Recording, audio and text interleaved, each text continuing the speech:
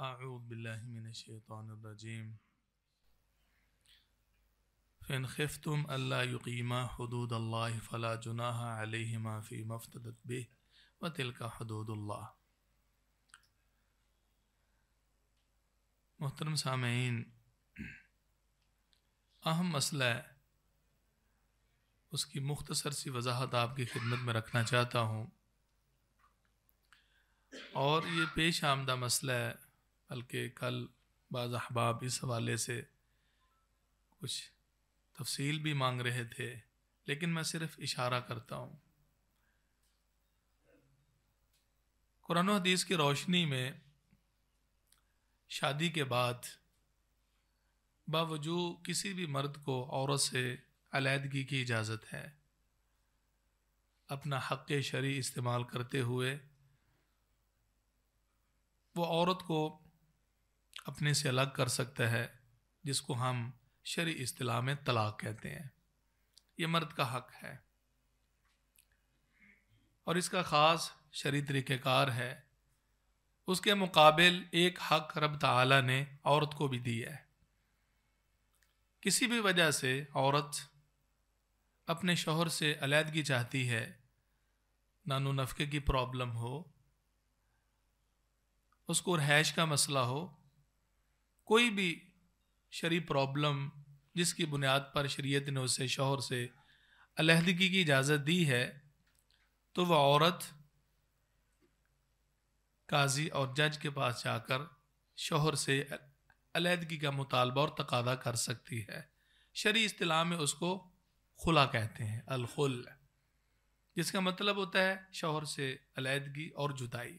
خلا یخلا اسے کپڑے یا لباس اتارنا، مقصود اس سے جدائی اور علیحدگی ہے۔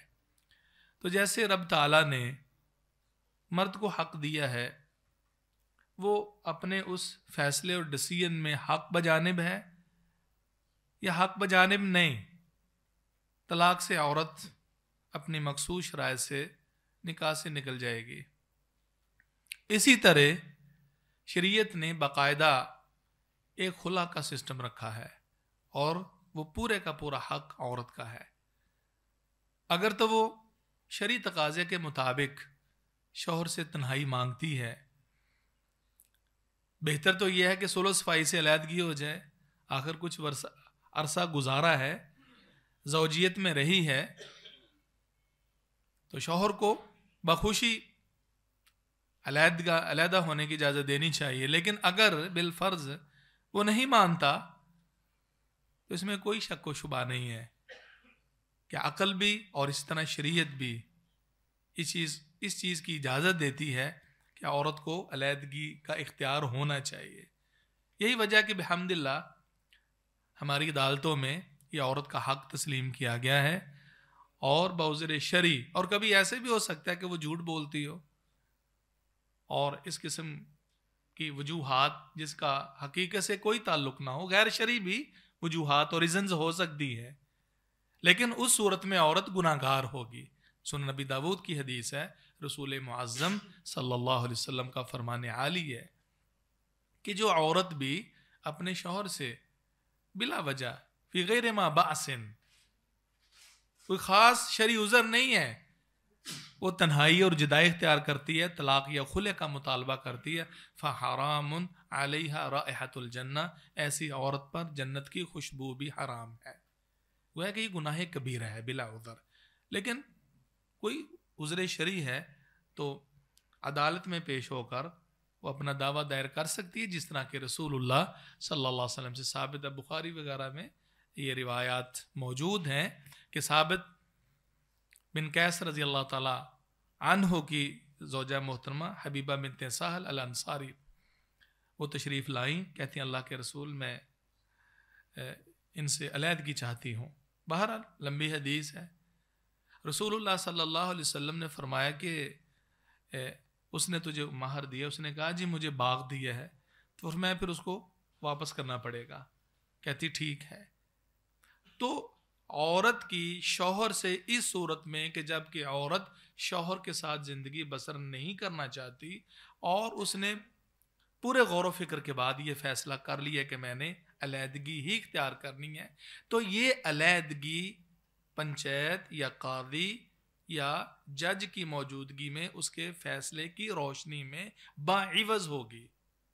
یعنی عورت جب شوہر کے تحائف یا دیا ہوا مہر ہے وہ واپس کرے گی تو پھر عدالت یہ فیصلہ دے گی کہ اب یہ نکاح ختم ہوتا ہے، جس کو آپ خلع کی ڈگری کہتے ہیں.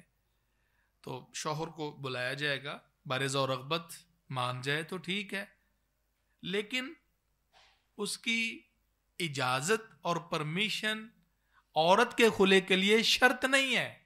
وہ نہیں مانتا، جی میں نہیں دیتا، تو قاضی کو اختیار ہے، جس طرح کہ رسول اللہ صلی اللہ علیہ وسلم نے سیدنا ثابت کو فرمایا تھا کہ طلقھا، اور بعض روایت میں خلِ سبیلھا، اور بعض روایت میں فارقھا. یعنی طلاق کا بھی یہی مطلب ہوتا ہے، اس کا راستہ چھوڑ دو، آزاد کر دو. جس طرح کہ دیگر روایات میں خلِ سبیلھا، فارق، سے جدا ہو جاؤ، اس کو چھوڑ دو. اقبل الحدیقۃ، یہ باغ لے لو، اپنا مہر لے لو اور اس کا راستہ چھوڑ دو. اور اس کے بعد کیا ہوا؟ تنہائی ہو گئی. رسول اللہ صلی اللہ علیہ وسلم نے جو اپنا فرمان جاری کیا، اس کے بعد جدائی ہو گئی. بات جو میں کہنا چاہتا ہوں، آپ کی خدمت میں عرض کرنا چاہتا ہوں، وہ یہ ہے، اس حد تک تو الحمدللہ یہ فیصلہ درست ہے کہ یک طرفہ ڈگری جبکہ شوہر نہ بھی مان رہا ہو، خلا کی مشروعیت یا جج کا فیصلہ شوہر کی پرمیشن سے ریلیٹڈ یا اس سے مشروط نہیں ہے. وہ حالات کے پیش نظر اس کو ڈگری دے سکتا ہے. اب ڈگری مل گئی، اصل پرابلم اس کے بعد ہے. اب جو ہی اس کو ڈگری ملی تو از روئے شریعت اس عورت کی عدت وہ 3 منتھ نہیں ہے، 3 مہینے یا 3 حیض نہیں ہے. خلا راجع موقف کے مطابق طلاق نہیں ہے، خلا فسق ہے. یہ نکاح کو ختم کر دیتا ہے. نکاح کے ٹوٹنے کا نام اور نکاح کو کل عدم کرنے کا نام وہ فسخ ہے. اب اس کے بعد عورت کا نکاح ختم ہو جائے گا. اور سیدنا ابن عباس رضی اللہ تعالیٰ عنہ کی سنن ابی داود کی حدیث ہے، اور اسی طرح دوسری سنن نسائی کی ہے، ربیہ بنت معوذ بن افرا رضی اللہ عنہما. یہ 2 حوالے ہیں. اس فیصلے کے بعد رسول معظم صلی اللہ علیہ وسلم نے، ابن عباس بھی فرماتے ہیں اور جو سیدنا ربیہ رضی اللہ عنہ وہ بھی یہ اس روایت میں ہے کہ فَأَمَرَ لَهَا النَّبِيُّ صلی اللہ علیہ وسلم أَن تَعْتَدَّ بِحَيْضَةٍ، نبی صلی اللہ علیہ وسلم نے یہ حکم صادر فرمایا کہ اب تم نے 1 حیض عدت گزارنی ہے، 1 منتھ. یعنی یہ بھی نہیں، یعنی 1 مہینہ نہیں. عموماً چونکہ 1 مہینے میں ایام آ جاتے ہیں، اصل ہے اس فیصلے کے بعد عورت نے 1 حیض عدت گزارنے کے بعد آگے نکاح کی اس کو اجازت ہے. شریعت میں بالکل یہ واضح بات ہے. یہ اس بات کی قطعی دلیل ہے کہ عورت کا جو یہ خلا کا فیصلہ ہے یہ نکاح کو ختم کر دیتا ہے. اس لیے راجع موقف کے مطابق خلا فسخ ہے، یہ طلاق نہیں ہے. طلاق میں ہوتا ہے کہ اس کے بعد رجوع کی کوشش کی جائے، پھر رجوع کی کوشش کی جائے، ٹھیک ہے، اور یعنی 1 نوٹس کے بعد دوسرا، پھر تیسرا، نکاح کے حکم میں لا کر نہیں، قطعاً نہیں ایسے. بلکہ کیا ہے، اس فیصلے کے بعد اگر رجوع کرنا چاہتے ہیں تو از نو تجدید نکاح کرنا پڑے گا. نکاح ختم ہو گیا، اب رجوع کا کسی کو حق نہیں ہے کروانے کا. فقہی طور پر یہ اختلاف موجود ہے، اور جو ہمارے ہاں یہ سلسلہ چل رہا ہے کہ صلح کی کوشش ہوتی ہے اور اس کے بعد رجوع کروانے کی کوشش ہوتی ہے، تو یہ بالکل قرآن و حدیث کے خلاف ہے. سورۃ البقرہ آیت نمبر 229 تا 30 کا مطالعہ فرما لے. رب تعالیٰ نے الطلاق مرتان، طلاق کا تذکرہ رجی طلاق کا 2 دفعہ کیا، پھر اسی آیت میں خلع کا تذکرہ فرمایا. اور اگر خلا طلاق ہوتا تو 2 طلاقوں کے بعد یہ تیسری کنسیڈر ہوتی، فَإِن طَلَّقَهَا، تو پھر وہ چوتھی شمار ہوتی. حالانکہ ایسے نہیں ہے، جس سے بالکل واضح ہو جاتی ہے بات کہ خلا طلاق کے حکم میں نہیں ہے، اس کے الگ احکام ہے. تو رب تعالیٰ سمجھنے کی توفیق نصیب فرمائے۔ تو آپ کی خدمت میں نے صرف اسی لیے عرض کی ہے کہ اس پہ بھی آپ وکلا بھائی توجہ دیں، اور اس والے سے بھی یعنی ایک تحقیقی آپ کا ذہن ہونا چاہیے، تاکہ جو رب تعالیٰ کے احکام ہیں وہ گڈمڈ نہ ہو جائے اور فیصلے غلط صادر نہ ہوں۔ بعض معاملات میں فقہی اختلاف کی بنیاد پر یہ سلسلہ آگے تک چلتا ہے، لیکن ہم تو قرآن و سنت کے فالوور ہیں نا۔ اللہ مجھے اور آپ کو عمل کی توفیق نصیب فرمائے۔